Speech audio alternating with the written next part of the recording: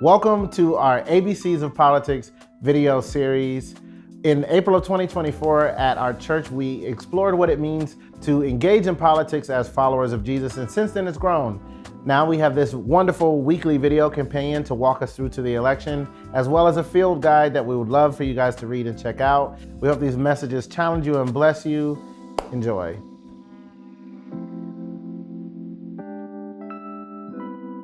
In the last session, my colleague Adam Keeley talked about being Christ-like in conflict.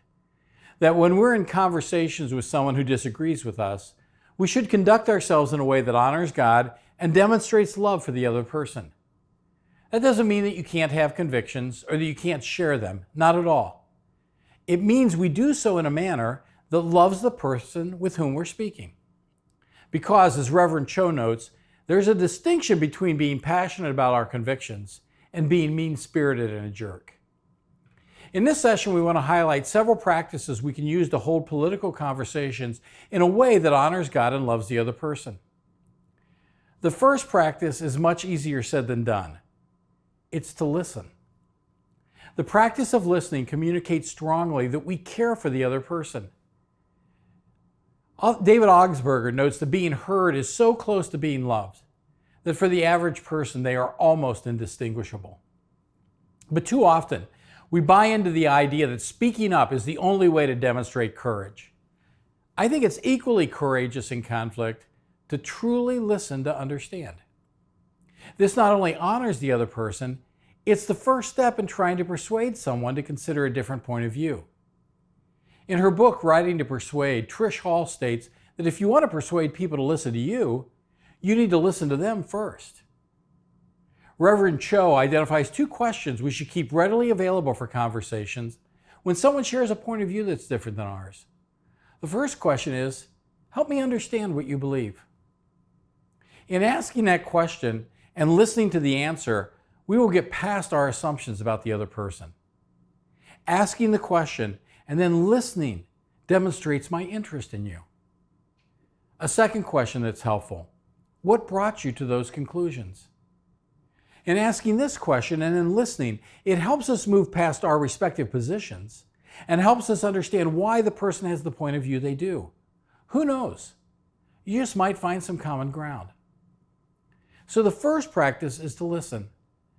Before I name the second practice, I want to look at a story about Jesus. Here's the context. There are some religious leaders who are opposing Jesus, and they're trying to decrease his influence. And so they ask him a question. What's your opinion? Is it right to pay the imperial tax?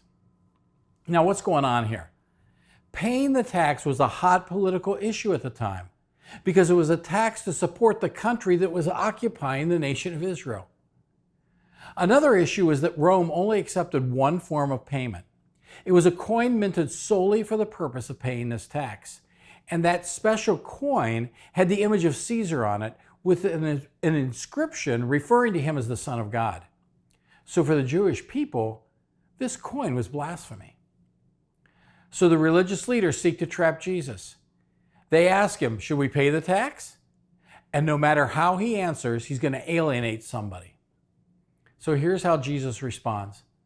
He says, show me the coin used for paying the tax. They bring it to him, and then he asks, whose image is this and whose inscription? Caesar's, they replied. Then he said to them, so give back to Caesar what is Caesar's, and to God what is God's. Jesus refuses to accept the yes-no, the binary assumption in the question. Jesus knows what they're trying to do. They're hoping that he'll accept their yes-no and force them into adopting a simplistic position. And Jesus refuses to take the bait. Now, what might Jesus' example, how might that be helpful to us? Well, political issues are often shaped that way, right? Are you for or against candidate X? Are you for or against, and insert your favorite provocative issue here? You see, there's a temptation in political conversations to get locked into simplistic binary thinking. And here's what we can learn from Jesus' example. Stay out of the binary box. I was talking to a friend recently, and she told me that she had visited a church, and it was obvious from the moment she entered the grounds that there was a definite political preference among that church community. She could tell from the bumper stickers and from the political messaging on the clothes that the people wore. When she entered the church building, she was greeted by a person who was wearing clothes that indicated their support for a political candidate, and they asked her, "How do you vote?" Now, what were they asking? They were asking, "Do you support my candidate?" And I love her answer. She said, "How do I vote? Well, I vote according to my principles." And the person responded, "Well, I guess I can't argue with that." She refused to take the bait, to provide an either-or answer. Here's another example, and this is a more difficult example. And I have to tell you, I have some concern about even discussing it because there's so many strong feelings about what is happening. And yet I'm more concerned that the danger of getting trapped into simplistic thinking, boxed into binary thinking on issues will be missed if we keep the discussion at a hypothetical level and not use a real-life example. So here goes.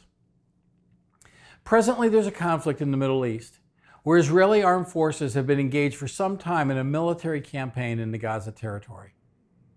It's common to see this matter framed in a simplistic binary fashion. Do you support Israel or do you support the Palestinians?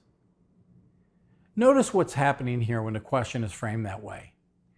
It's assuming and it's asking you to accept a binary framing of the issue. If I support Israel, all that Israel does is good, and all the Palestinians do is evil. Or if I support the Palestinians, then all the Palestinians do is good, and all that Israel does is evil. Friends, we do not have to accept this kind of simplistic binary construct.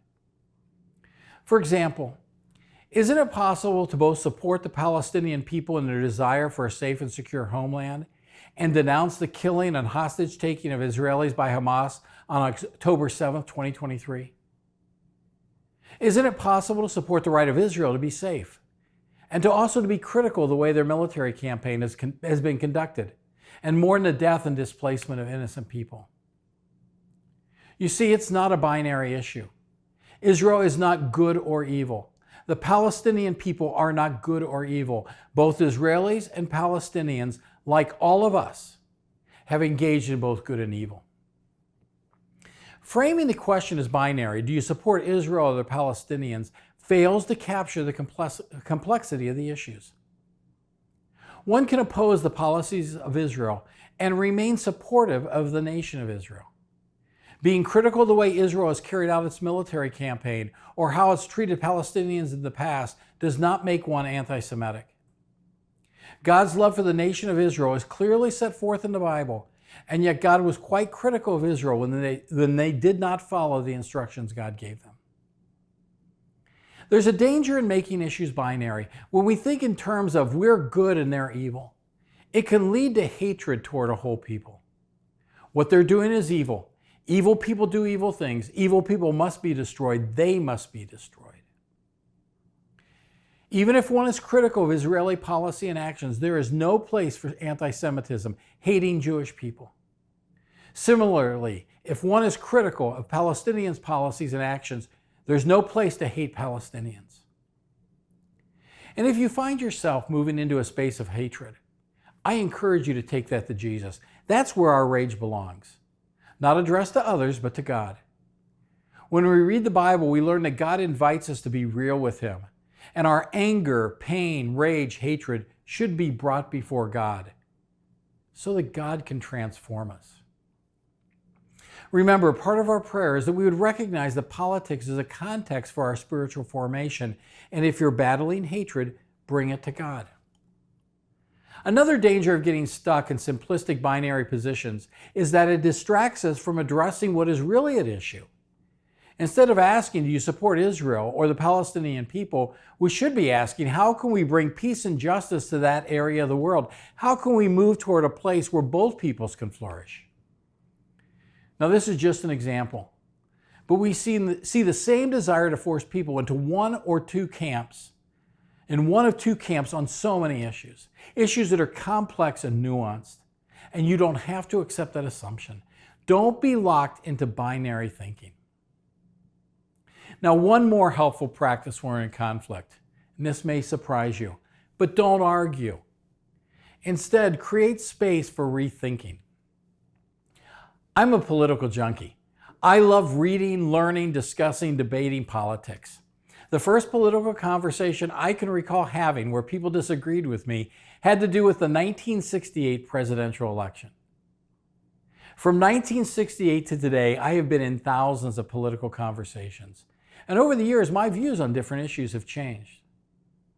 But one thing I can say for certain, I have never had my mind changed by someone attacking me or calling me names. It has never worked.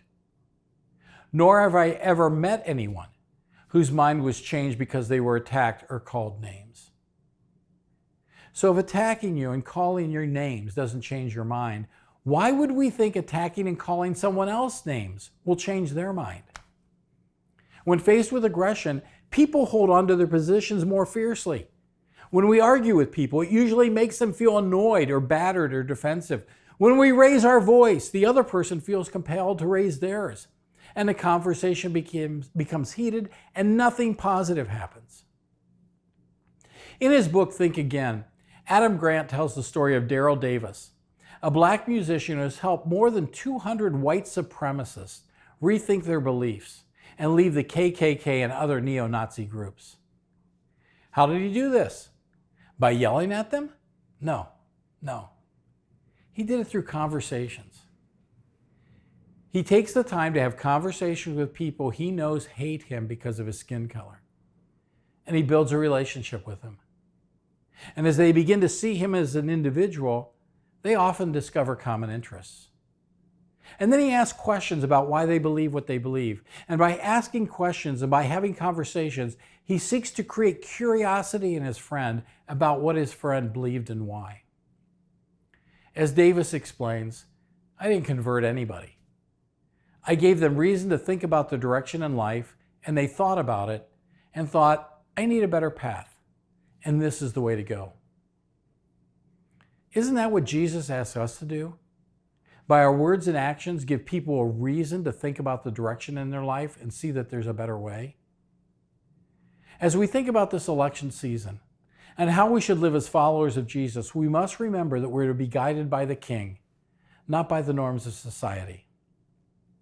Perhaps, if instead of shouting and acting like everyone else, we pray and we listen, and we offer to serve and we speak with grace, and perhaps if we act justly and love mercy and walk humbly with our God, even in the way we engage in politics, then perhaps God might work through us to bring some peace and grace to our broken world.